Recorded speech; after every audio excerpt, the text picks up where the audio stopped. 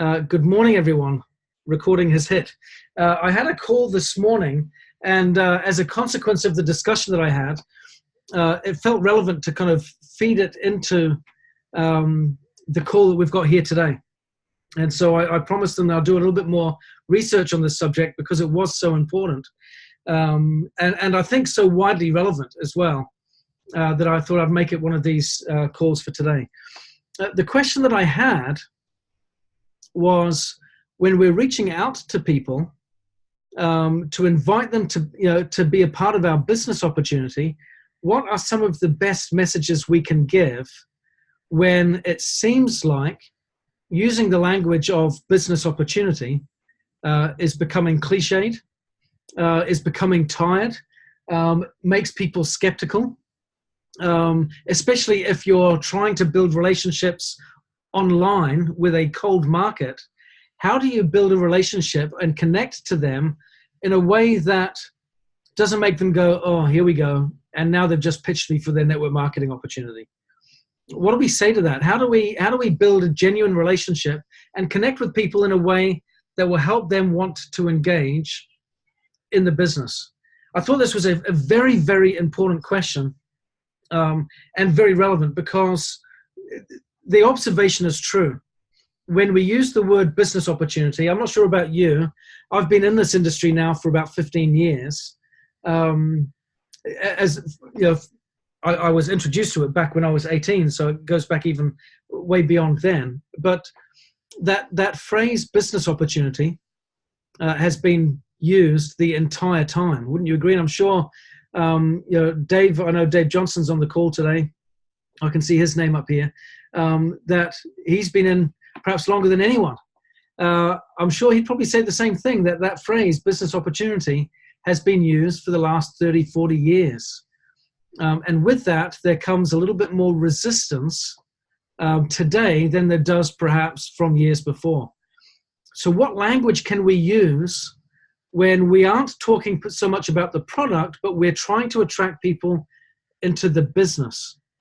I want to share with you some thoughts. And if you're interested, I'm going to recommend this book as one of my,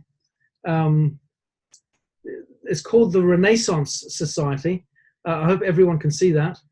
The Renaissance Society. Maybe take a screenshot if you know how to do that. But this book here gives a really interesting insight as to the direction that society is moving as a result of economic change. So I'm going to put that book down now. Have you got that? I can see, Barb, it looks like you're still writing. You got it? Yeah. But what it does, what I love about this book is it gives statistics and research that validates its direction and its interpretation of the facts. So here's an interesting thing. It said, over the last 100 years, we have experienced economic recessions on average every 6 years. And yet every time it happens, we always say, oh yeah, but this is different. This has happened because, or we weren't expecting it because. Yet they said it's almost predictable. Every 6 years, some type of financial recession hits. It seems to be part of the lifeblood of any financial economy, that recessions, peaks and troughs are experienced. Having said that, and this for context, by the way, is background to the answer to this question, because I think it's important to have context. So allow me to lay the foundation for just a minute for the context for my answers, because the answers will have much more meaning and value when we understand where the world is at and why. So in spite of this peaks and troughs of recessions every few years, what's interesting is if we look back over the last 180 years, we are now, the average citizen on earth is 50 times wealthier than their ancestors from 180 years ago. 50 times wealthier. That's incredible, that, isn't it? So here's the interesting thing. A shift has occurred and is occurring as a consequence.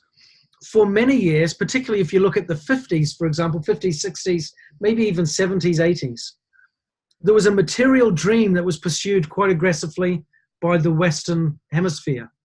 That material dream being to own our own home, maybe the white picket fence, yeah, maybe one, maybe two cars in the driveway, overseas travel, and to be able to enjoy fashion and entertainment and that type of thing. That was kind of like the material dream that people pursue. What's interesting is this trend, in spite of recessions, of the world becoming wealthier continues to move forward, which means by 2030, it is predicted that another 2 billion people will have entered the middle classes, which gives us approximately 25% of the world's population being in the middle classes. Now, this is significant for us because when the material dream becomes readily available, when it becomes almost a second thought because it is just so accessible, which we can see now so readily in many countries that we're in, particularly here in the UK, in the US, in Canada, for example, where most of the people today are joining us from. What do people pursue? What happens next? What are they pursuing when the material dream is largely available? And this is something I think is really important. We started talking on my call earlier today about some of the key words that people pursue or want or will resonate with. And there are a couple of words that I used that weren't as popular in the conversation. However, I hate to say it, but it's come out in my research as being some significant words to use. One of those words was happiness. There is this pursuit now of happiness that is far more important for people than ever before, because the material dream is so readily accessible. And again, it has been proven that after we achieve a certain level of GDP, that it doesn't influence our happiness as much. Yes, when we're on the upwards curve and we need that money to pay for a roof over our head or food on our tables, then of course it makes a difference. But after a certain level has been achieved, happiness is achieved or found in other areas. Fulfillment or purpose is realized in other places. So I've put a question down here. If the material dream has been achieved or is being achieved largely by a lot of people around the world, then what is it that they are now pursuing?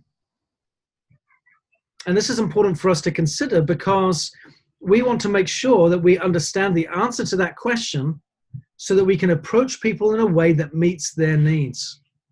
What are the needs that people are striving to achieve in order to have them feel a sense of fulfillment in their lives? And so here's the interesting thing.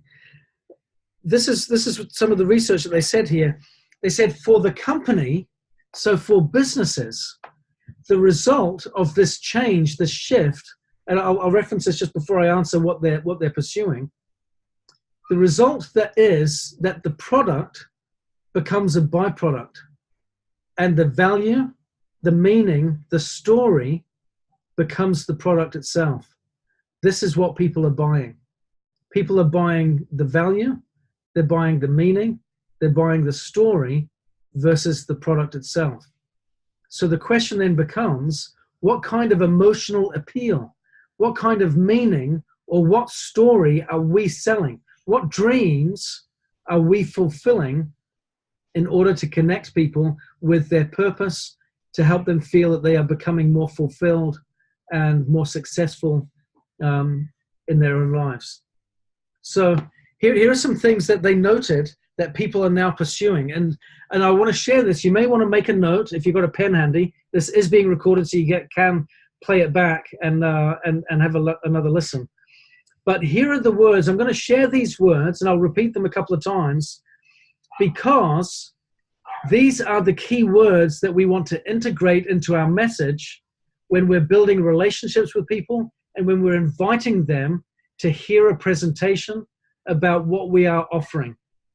Because like I said, this language of a business opportunity is relevant, but the business opportunity is now being recognized as a vehicle, a catalyst for change, not the end in itself. So if we're selling the catalyst versus the end result, we won't get the same impact when we're talking to others. What are people wanting to hear? This is what research from these researchers have identified. People are now pursuing a belief in themselves. Make note of these, because this is the words that you want to integrate into your presentations and your invitations. They want to be able to follow their own values. They want to have independence, not just financially, but also in terms of authority. Employment environments now, corporations are becoming flatter. It used to be very difficult before, didn't it, for someone to be able to get through to and speak with the CEO of a big company. Now they're on Facebook, they're on Twitter, what have you. Now the Prime Minister, for goodness sake, the President of the United States is on Twitter, and you can get access to these people and communicate with them in a more readily available way than ever before. People to that end want to have a voice. They want to be heard, and they want to have an ability to speak and be heard. They want to have validation. They want to be able to contribute. They want participation, and they want to be able to influence. They also want to have improved and added value relationships. And this last one is wonderful because it resonates with us just as much as all of these others. The other thing that people are pursuing when that material dream is readily available is well-being. Isn't that interesting? That well-being and relationships are becoming far more important than ever before. So let me read these through again for those of you that are making notes.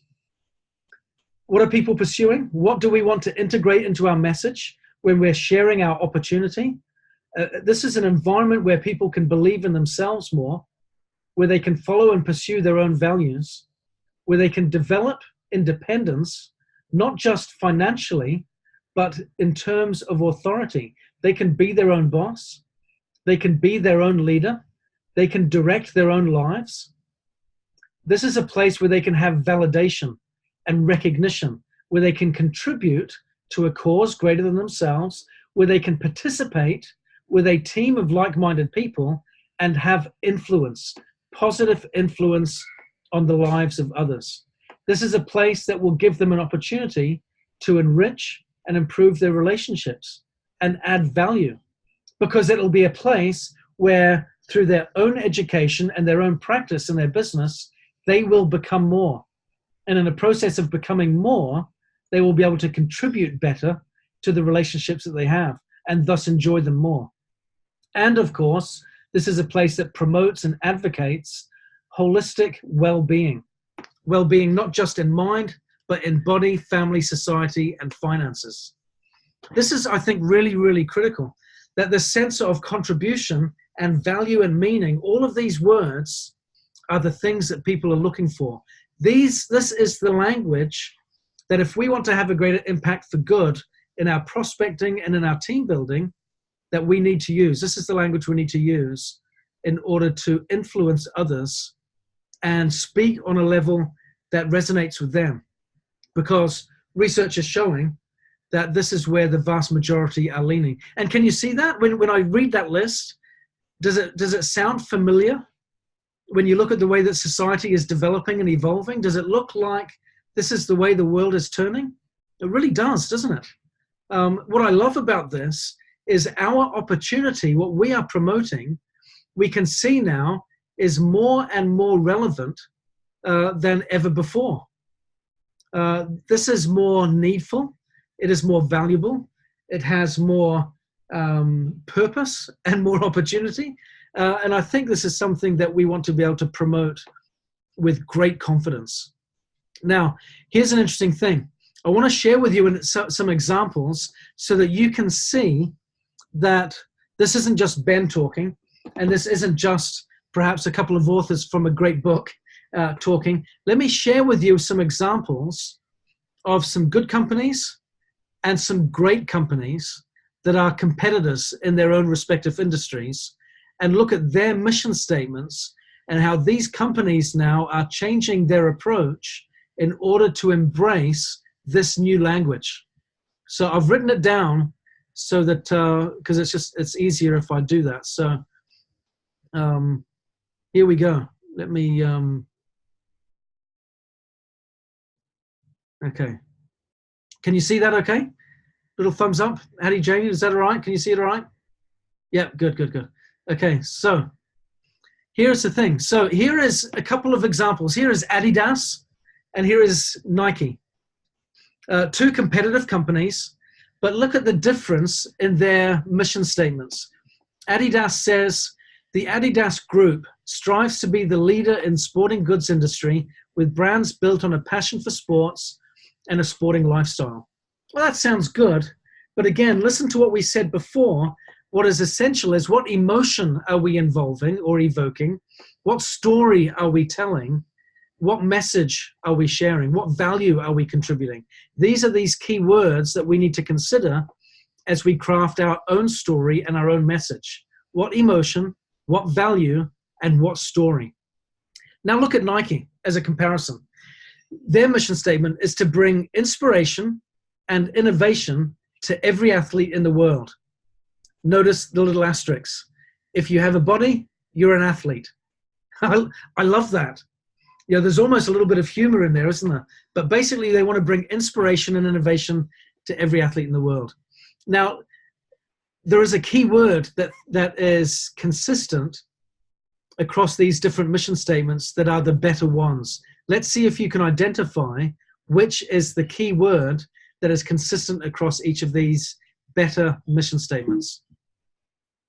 Okay, Dunkin' Donuts versus Starbucks. Okay, Dunkin' Donuts mission statement: to make and serve the freshest, most delicious coffee and donuts quickly and courteously in modern, well-merchandised stores. That sounds very commercial and corporate, doesn't it? Again, what value, what story, what emotion does that sell? Not a lot. Now listen to Starbucks.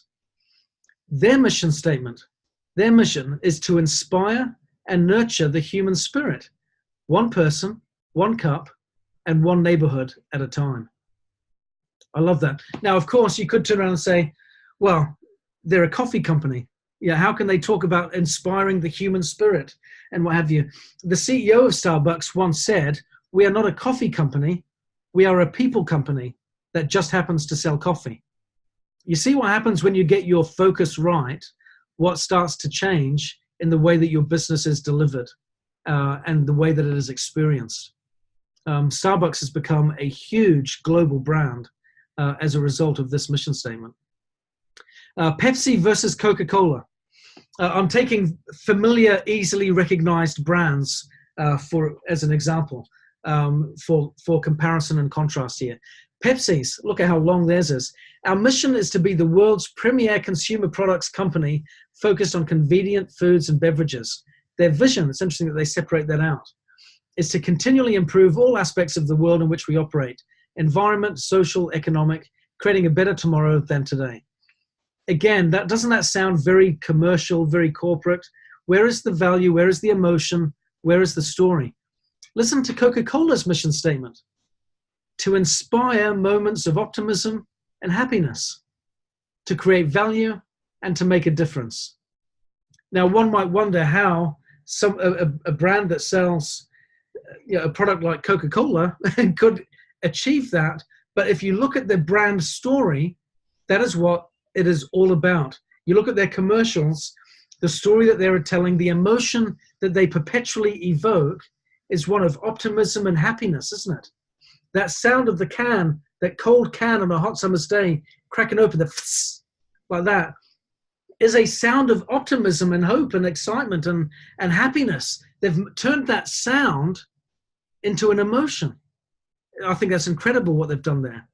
The key word, if you noticed, that Nike, Starbucks, and Coca-Cola all used was inspire. The key word that they all had was inspire. I think that's interesting, isn't it? So, of course, as you saw there just before I clicked off the screen, we cannot inspire others if we don't have engagement. One of the great benefits that we have here with Nikan is that we have an environment, an opportunity that engages others in a shared cause greater than them.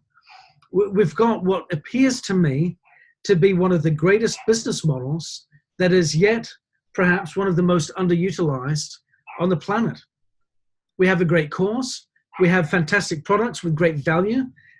Our purpose and our philosophy and our story is all about adding value, inspiring happiness, making a difference, giving people a voice, giving them more independence. All of these things that people are looking for is what we provide. And the more the world moves forwards towards greater financial security and independence, which is what is happening, the more these words will become more important to people. The more well-being, the more relationships, the more value, the more voice. They're going to want all of this more and more and more. So what that means is we need to make sure that our message becomes one that is focused on lifestyle and opportunity there for improvement and enrichment and fulfillment, far more than the old language of business opportunity, which immediately comes with negative connotations. Ladies and gentlemen, I hope this has helped. I hope you love these new words. I truly believe if we can integrate these words into our business vocabulary, we will attract more people. We can have far more success in reaching out to people and sharing the product and sharing the business. And of course, in that process, as they come to our meetings and we promote and share the lifestyle and what we are offering, we can show people that the business opportunity, when those words come out, is a catalyst. It's a vehicle. What we're really offering people is all that other stuff, that big long list, which we know people are aspiring to achieve. That's what we're offering. This is how we get it. Through the products and through the business, you can achieve all of these different things. And it can be realized and expressed in your own life according to your own personal opportunity for self-expression, which is what the business provides. That flexibility to build the business in a way that accommodates your own needs. So I think this is wonderful that we can have something like this that is becoming increasingly more relevant 43 years on after we first got started. Isn't that incredible? Most companies, the average lifespan of a company is 11 and a half years. And here we are 43 years later, having a story and a message that is more relevant than ever before. So let's make good notes.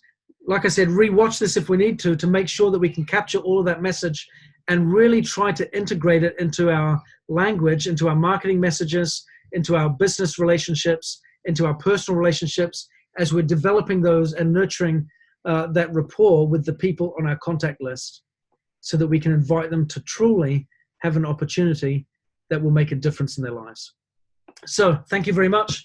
And I look forward to seeing you in 2 weeks' time, next week and the week after, of course, Christmas and New Year's. Have a wonderful Christmas, if I don't speak to you before, and a wonderful, fantastic, inspiring 2019 when we come around next year. Take care, everyone. Merry Christmas to you, Ben, and to your